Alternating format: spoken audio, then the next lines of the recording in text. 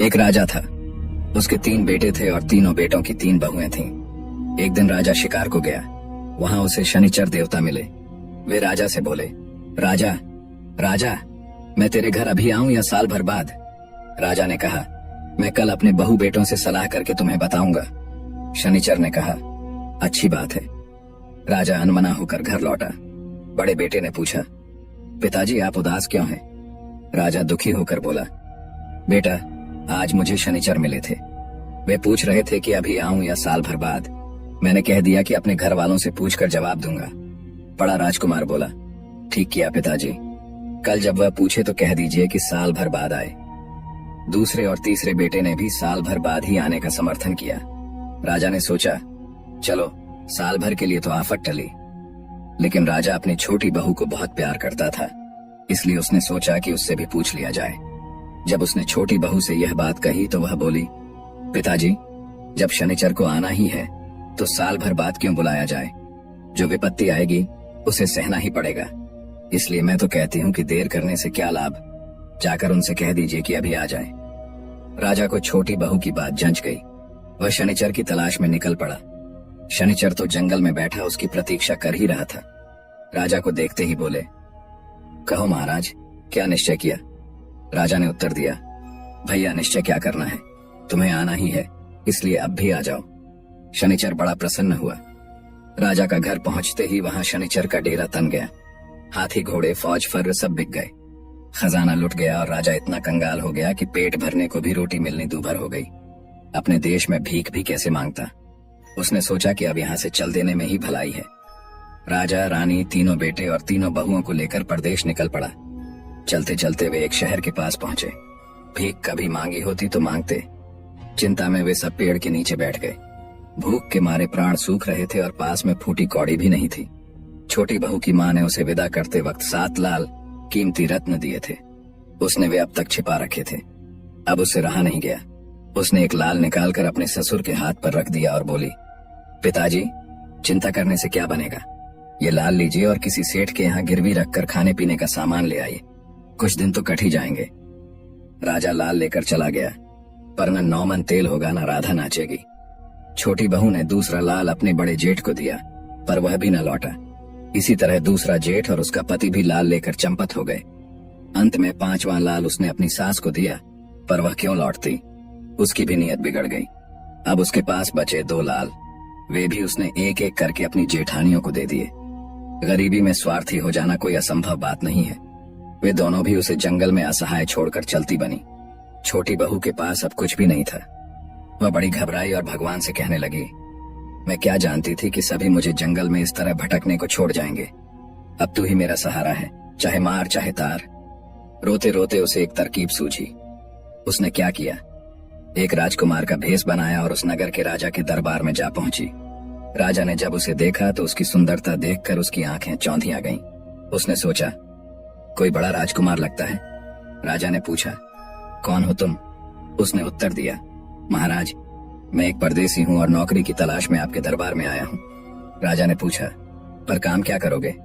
राजकुमार बोला, महाराज, ऐसा काम करूंगा जो आपके दरबारियों में से कोई भी न कर सके। राजा बोला, तनख्वाह क्या लोगे? राजकुमार ने कहा, 1,00,000 टका रोज। राजा ने मंजूरी दे दी, क्योंकि उसने सोचा, काम भी ऐसा जोखिम का करेगा जो कोई न कर सके। राजा ने उस दिन से उसका नाम लखटकियां रख दिया। लखटकियां मन ही मन बहुत खुश था, क्योंकि वह सोचता था कि न कोई असंभव काम होगा और न मेरी जरूरत पड़ेगी और 1,00,000 टके मेरे रोज सीधे हो जाएंगे। लखटकिया बोला, महाराज, मेरी एक शर्त और है। राजा बोला, उस शर्त को भी कह डालो। लखटकिया ने कहा, मैं आपके दरबार में रोज हाजिरी बजाने नहीं आऊंगा। जब आपका काम पड़ेगा तभी आपकी सेवा में हाजिर हो जाऊंगा। राजा ने कहा, मंजूर। बस अब क्या था। लखटकिया एक शानदार महल में रहने लगा। उसके चारों ओर दास दासियों का जमघट लग गया, पर अंदर जाने की किसी को इजाजत नहीं थी। बड़े बड़े राजा उसके सामने मात खाने लगे। न कोई काम न कोई धाम, सारे दिन चैन की बांसुरी बजती। एक दिन की बात है, आधी रात को छत पर किसी स्त्री का भयानक चीत्कार सुनाई दिया। आवाज बढ़ती ही गई, पर कोई भी छत पर जाने की हिम्मत न कर सका। राजा ने कहा, लखटकिया को बुलाओ, वह पड़ा पड़ा ऐश करता है, किस दिन काम आएगा। लखटकिया तुरंत राजा के सामने पहुंचा और सिर झुकाकर बोला, महाराज क्या आज्ञा है सेवक को? राजा ने कहा, जरा पता तो लगाओ कि महल की छत पर कौन स्त्री डकरा रही है। लखटकिया का स्त्री हृदय एक बार कांप उठा, पर वह अपनी कमजोरी कैसे दिखाता। नंगी तलवार लेकर भगवान का भरोसा कर वह छत पर जा पहुंचा। वहां उसने देखा कि एक मरा हुआ बालक अधर में लटक रहा है और एक डायन उछल उछल कर उस तक पहुंचने की कोशिश कर रही है। उसका हाथ बालक तक पहुंचने में कुछ ही दूर रह जाता था, इसीलिए वह चिल्ला चिल्ला कर रो रही थी। हिम्मत करके लखटकिया ने पूछा, माई तुम आधी रात में इस तरह क्यों रो रही हो? रोते रोते उसने उत्तर दिया, बेटा यह बालक मेरा इकलौता बेटा है। मैं अंतिम बार इसे जी भरकर हृदय से लगाना चाहती हूँ, पर क्या करूं? कब से कोशिश कर रही हूँ, मेरा हाथ ही नहीं पहुंचता। लखटकिया उसे समझाते हुए बोला, माँ शांति रखो, मैं नीचे लेट जाता हूँ, तुम मेरे ऊपर खड़ी हो जाओ। जरा सी तो कसर है, मेरे ऊपर खड़ी होकर बच्चे तक पहुंच जाओगी। लखटकिया नीचे लेट गया और डायन उसके ऊपर खड़ी हो गई। बजाय बच्चे को छाती से लगाने के, वह उसका कलेजा निकालकर खाने लगी। लखटकिया तो पहले से ही सतर्क था, वह जानता था कि दाल में कुछ काला है। उसने तलवार का ऐसा वार किया कि डायन का एक पैर कट गया और वह नीचे गिर पड़ी। जैसे ही उठकर वह लदर पदर लंगड़ा हुई भागी तो उसका चीर लखटकिया के हाथ में आ गया। आधा चीर फटकर लखटकिया के हाथ में रह गया और डायन गायब हो गई। उसके साथ उसका रोना भी बंद हो गया। लखटकिया काम पूरा करके अपने महल में गया और रातों रात उसने उस चीर की एक चोली सिल डाली। घर में आकर लखटकिया स्त्री का वेश बना लेता था। उसने यह मशहूर कर रखा था कि घर में मेरी बहू रहती है, किसी को उसके घर में घुसने का हुक्म नहीं है। एक दिन क्या हुआ कि राजा की नाइन चोरी छिपे वहां पहुंच गई। लखटकिया स्त्री के वेश में था। वह उससे निगाह बचाकर चलते समय खूंटी पर से लखटकिया की चोली चुरा कर ले गई। राजमहल में आकर उसने वह चोली राजकुमारी को दिखाई और बोली, देखो तो लखटकिया की बहू कैसे कैसे कपड़े पहनती है। पहनना तो दूर, ऐसा कपड़ा तुमने कभी आंख से भी न देखा होगा। तुम्हारे नौकर की घरवाली की यह मजाल कि तुमसे भी बढ़िया पोशाक पहने। इतना सुनते ही राजकुमारी खटिया लेकर लेट गई। राजा ने उसे बहुत मनाया, पर वह कुछ भी न बोली। राजा ने प्यार से पूछा, बेटी तू इस तरह क्यों पड़ी है? अब तो हमारे राज्य में लखटकिया जैसा योग्य सेवक है, तू चाहे तो आसमान के तारे भी तुड़वा कर मंगा सकता हूँ। राजकुमारी ने चोली निकालकर राजा के सामने रख दी और बोली, लखटकिया की बहू कैसी अनमोल और अनोखी चोली पहनती है। मैं भी जब तक ऐसी ही चोली नहीं बनवा लूंगी, अन्न जल ग्रहण नहीं करूंगी। राजा ने कहा, अरे ये भी कोई बड़ी बात है, ऐसी एक नहीं 1000 चोलियां बनवा लेना। बड़ी खुशामद के बाद राजकुमारी ने भोजन किया। राजा ने चारों दिशाओं में लोग भेजे, पर वैसा कपड़ा कहीं न मिला। अंत में लखटकिया की बारी आई। राजा ने उससे कहा, लखटकिया तुम्हारी बहू के पास जैसी चोली है वैसा ही कपड़ा तुम्हें राजकुमारी को लाकर देना होगा। अगर तुमने ऐसा नहीं किया तो समझ लेना कि तुम्हारा सिर धड़ से अलग कर दिया जाएगा। लखटकिया नाइन की चालाकी समझ गया, पर करता क्या। उसने राजा से 1 साल की मोहलत मांगी। वह घर से निकल पड़ा और चलते चलते एक श्मशान में पहुंचा। वहां उसने देखा कि एक जवान लड़के की लाश रखी हुई है। आधी रात थी, चारों ओर गीदड़ और उल्लू की भयानक आवाजें हो रही थीं। राजा का हुक्म था कि लाश सवेरे से पहले न जलाई जाए। अब यही समस्या थी कि रात भर लाश की रखवाली कौन करे। लखटकिया तो जान हथेली पर रख कर निकला ही था। उसने जो लोग मुर्दा जलाने को आए थे उनसे कहा, भाई तुम लोग बेफिक्री से सो जाओ, मैं लाश की रात भर रखवाली करूंगा। जब सब सो गए तो एक राक्षस लाश के पास आया। उसके हाथ में 2 लकड़ियां थीं। उसने एक लकड़ी मुर्दे के पायताने रखी और दूसरी सिरहाने, फिर पायताने की लकड़ी सिरहाने रख दी और सिरहाने की लकड़ी पायताने। इतना करते ही मुर्दा जिंदा हो गया, परंतु थोड़ी देर में राक्षस ने लकड़ियों के फेरबदल से उसे फिर मुर्दा कर दिया और अपनी लकड़ी उठाकर चल दिया। लखटकिया तो वहां ताक लगाए बैठा ही था। जैसे ही राक्षस लकड़ी उठाकर चला, उसने ऐसा वार किया कि राक्षस की दोनों बाहें कटकर नीचे गिर गईं। डर के मारे राक्षस वहां से 9-2-11 हो गया। लखटकिया ने लकड़ियां उठाकर अपने पास रख लीं। सवेरा होते ही मुर्दे को जलाने की तैयारी होने लगी। लखटकिया ने सबको रोक दिया और राक्षस से मिली लकड़ियों की सहायता से मुर्दे को जिंदा कर दिया। सब लोग आश्चर्यचकित रह गए। राजा ने जब यह सुना तो वह दौड़ा आया और प्रसन्न होकर लखटकिया को आधा राज्य दे दिया तथा अपनी बेटी का विवाह उसके साथ करने को तैयार हो गया। लखटकिया ने कहा, राजन, मैं एक बड़े भारी काम को पूरा करने के लिए घर से निकला हूँ। काम पूरा करके लौटूंगा तो अवश्य आपकी आज्ञा का पालन करूंगा। राजा का आशीर्वाद लेकर लखटकिया आगे बढ़ा। दर मंजिल दर मुकाम, दर मंजिल दर मुकाम। वह चलते चलते एक घने जंगल में पहुंचा। थक कर चूर हो गया था। सामने उसे एक मकान दिखाई दिया। सोचा वहीं जाकर आराम करूंगा। वह मकान भी निराला था, न खिड़कियां थीं न दरवाजे। लखटकिया निराश होकर इधर उधर चक्कर काटने लगा, पर कहीं से उसे घर में घुसने की जगह न मिली। शाम को छत पर से एक लड़की झांक रही थी। लखटकिया को देखकर बोली, ऐ आदमी के बच्चे, तू यहाँ कहाँ? भाग जा यहाँ से। मेरे माँ बाप आते होंगे, वे तुझे जिंदा खा जाएंगे। लखटकिया बोला, देवी जो कुछ होगा उसके लिए मैं तैयार हूँ। मेरे लिए तो सब तरफ ही मीत है। अगर तुम्हारे माता पिता के हाथ में मेरी मौत लिखी है तो मुझे कोई चिंता नहीं। मैं इतना थक गया हूँ कि एक कदम भी आगे नहीं चल सकता। ये लड़की लखटकिया पर मोहित हो चुकी थी। वह उसके प्राणों की रक्षा का उपाय सोचने लगी। उसने लखटकिया को मक्खी बनाकर दीवार से चिपका दिया। थोड़ी देर बाद डायन और राक्षस आए और नाक से सूंघते हुए बोले, बेटी, इंसान की गंध आ रही है। लड़की बोली, पिताजी क्या हुआ है? आज आपको अपनी बेटी का भी विश्वास नहीं है। यहाँ मानव को तो छोड़ो, परिंदा भी नहीं फटक सकता। आप आदमी का शिकार करके आए दीख पड़ते हैं, इसलिए मानव गंध आपको नाक में रम गई है। इतना सुनकर डायन और राक्षस दोनों लेट गए। डायन बोली, जिसने मेरा चीर खींचा है वह मुझे मिल जाए तो मैं उसे कच्चा ही चबा जाऊं। राक्षस बोला, और जिसने मेरे हाथ काटे हैं अगर मुझे मिल जाए तो उसे टुकड़े टुकड़े कर डालूं। मक्खी बना हुआ लखटकिया यह सब सुन रहा था। हाय राम, आज तो अपने दुश्मनों के ही घर में आ फंसा हूं। वह समझ गया कि यह वही डायन है जो रो रही थी और यह वही राक्षस है जिसने मुर्दे को जलाया था। अब तो डर के मारे उसकी जान सूख रही थी। राम राम करके उसने रात काटी।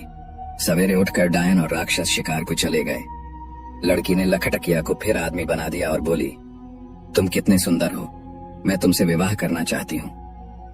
लखटकिया बोला, कैसी असंभव बातें करती हो। भला तुम्हारे माता पिता मुझे जीवित छोड़ सकते हैं? वे तो मुझे कच्चा ही चबा जाएंगे। लड़की बोली, तुम्हें नहीं मालूम कि वे मुझे कितना प्यार करते हैं। उन्होंने मुझे वचन दिया है कि मैं जिससे चाहूं विवाह कर सकती हूँ। वे उसे कभी कोई नुकसान नहीं पहुंचाएंगे। लखटकिया बोला, पर मैं तो उनका दुश्मन हूँ।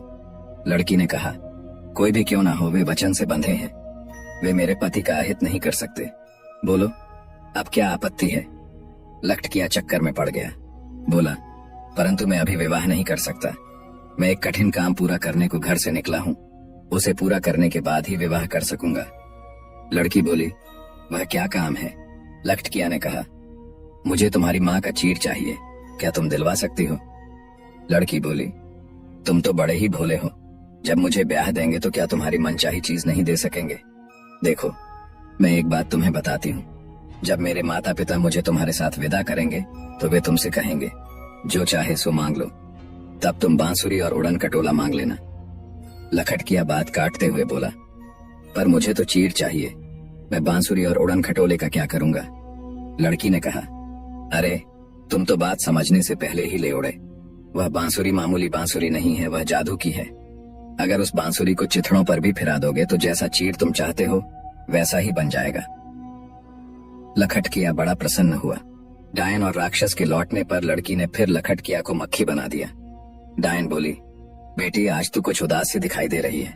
लड़की ने कहा, नहीं तो, ऐसा तो कुछ भी नहीं है, पर आप नाराज ना हो तो मैं एक बात कहूं। डायन बड़े प्यार से बोली, बेधड़क होकर कह, तेरे लिए तो मैं असंभव को भी संभव कर सकती हूँ। राक्षस बोला, हाँ बेटी, डर किस बात का है? तुमसे प्यारा हमारे लिए है ही कौन? आश्वासन पाकर लड़की ने कहा, माँ, आपको अपने वचन की बात याद है ना? डायन ने कहा, वही तो, कि तू जिससे चाहेगी विवाह कर सकेगी और हम लोग उसे कोई कष्ट ना पहुंचाएंगे। लड़की ने कहा, हाँ, मैं ऐसा करूं तो आप उसे मारेंगे तो नहीं? डायन और राक्षस ने एक स्वर में कहा, कभी नहीं, कभी नहीं, कभी नहीं। 3 वचन भरवाने के बाद लड़की ने लखटकिए को मक्खी से आदमी बना दिया और बोली, यही मेरे होने वाले पति हैं। डायन और राक्षस अपने शत्रु को देखकर दांत पीसने लगे, पर कर क्या सकते थे? अपनी बेटी को वचन जो दे चुके थे उन्हें विवाह करने के लिए राजी होना पड़ा। विदा करते समय डायन लखटकिया से बोली, बेटा, आज से तुम मेरे दामाद हो, जो चाहो मांग लो। लखटकिया ने कहा, माँ, मुझे आपकी बांसुरी चाहिए। डायन ने बांसुरी दे दी। राक्षस बोला, बेटा मुझसे भी जो जी चाहे मांग लो। लखटकिया ने उससे उड़न खटोला मांग लिया और बहू को उड़न खटोले में बिठाकर उसी राजा के नगर में आया जिसका बेटा जिंदा किया था। वहां से भी राजकुमारी को साथ लिया और उसी नगर में जा पहुंचा जहां नौकरी करता था। सारे नगर में लखटकिया के लौटने का शोर मच गया। लखटकिया ने राजा से कहला भेजा कि शहर भर के चिथड़े गुदरा साहब सबको लेकर वहां तमाशा देखने आ जाएं। राजा के हुक्म की देर थी। देखते देखते भीड़ लग गई। लोग वहां तमाशा देखने को उमड़ पड़े। लखटकिया ने जैसे ही चिथड़ों के ऊपर बांसुरी घुमाई कि थान के थान उसी तरह के चीर के बनते चले गए। लखटकिया ने एक थान राजा को भेंट किया और बाकी सब लोगों में बांट दिए। लोग लखटकिया की प्रशंसा करने लगे और राजकुमारी तो खुशी के मारे सुध बुद्धि खो बैठी। राजा ने प्रसन्न होकर राजकुमारी का विवाह लखटकिया के साथ कर दिया। लखटकिया ने कहा, महाराज, मैं राजकुमारी के लिए एक बहुत सुंदर महल बनवाना चाहता हूँ। महल बन जाने के बाद ही मैं शादी करूंगा। राजा मान गया और महल बनाने के लिए उसने दूर दूर से मजदूर बुलवाए। लखटकिया ने देखा कि उसके सास ससुर, जेठ जेठानी और पति भी मजदूरों में मौजूद हैं। उसे बड़ा दुख हुआ। लखटकिया को किसी ने भी नहीं पहचाना। उसने हुक्म दिया कि आज शाम को इन 7 मजदूरों को छुट्टी के बाद रोक लिया जाए। वे घबराए कि अब और क्या मुसीबत आने वाली है। ईंट और गारा ढोते ढोते तो सारी कमर टूट गई है। अब शनिचर देवता और ना जाने क्या असर दिखाएंगे। लखटकिया ने देखा कि ससुर, जेठ और उसके पति की दाढ़ी और बाल बड़े हुए हैं। चेहरे पर झुर्रियां पड़ गई हैं। मजदूरी करते करते हाथों में ठेके पड़ गए हैं और पैरों में बुरी तरह विवाहियां फट रही हैं। उसकी आंखों में आंसू आ गए। उसने उनकी हजामत बनवाई और अच्छे अच्छे कपड़े पहनने को दिए और उनसे बिना काम लिए मजदूरी देने का आदेश दे दिया। बाद में उसने अपनी सास को हुक्म दिया कि तुम अंदर जाकर मेरी बहू की सेवा टहल करो। महल के अंदर तो वह स्त्री वेश में रहता ही था। उसने एक दिन अपनी सास से कहा, मेरी जरा पीठ सहला दो। पीठ सहलाते ही सास रोने लगी और उसकी हिचकियां बंध गईं। लखटकिया ने पूछा, सच सच बताइए, क्या बात है? इस तरह क्यों रो रही हैं? सास ने कहा, तुम्हारी पीठ का मस्सा देखकर मुझे अपनी छोटी बहू की याद आ गई है। शनिचर के प्रकोप से हमारी अक्ल पर पत्थर पड़ गए और हम उसे धोखा देकर अकेली जंगल में भटकने को छोड़ गए। पता नहीं वह मरी है या जीती। सास का दुख देखकर लखटकिया से चुप न रहा गया और वह उनके चरणों में गिरकर बोला, माँ, मैं ही आपकी छोटी बहू हूँ। सास ने बहू को छाती से लगा लिया। इसके बाद उसने ससुर, जेठ, जेठानियों और अपने पति को भी बुलवा भेजा। वे अपने किए पर बड़े लज्जित थे। अपने पति को लेकर वह राजा के पास पहुंची और बोली, महाराज, ये आपके दामाद हैं। मैं तो आपकी पुत्री हूँ। उसने आदि से लेकर अंत तक सारा किस्सा राजा को कह सुनाया। राजा ने राजकुमार के साथ अपनी बेटी का विवाह कर दिया और आधा राज्य दे दिया। जिन 2 बहुओं को लखटकिया अपनी बहू बनाकर लाया था, वे भी छोटे राजकुमार की रानियां बनी। छोटा राजकुमार अपनी 4 रानियों और अपने परिवार को लेकर अपने राज्य में लौट आया। इसी समय 1 वर्ष पूरा हो गया और शनिचर घबराकर भाग गया। राजा सोकर उठे तो सब ठाठ पहले ही जैसे हो गए। सब लोग सुखपूर्वक रहने लगे। दोस्तों, आपको यह कहानी कैसी लगी? कमेंट करके जरूर बताइए। अगर वीडियो अच्छी लगी हो तो लाइक और शेयर करें। ऐसी ही नई नई कहानियों के लिए चैनल को सब्सक्राइब जरूर करें।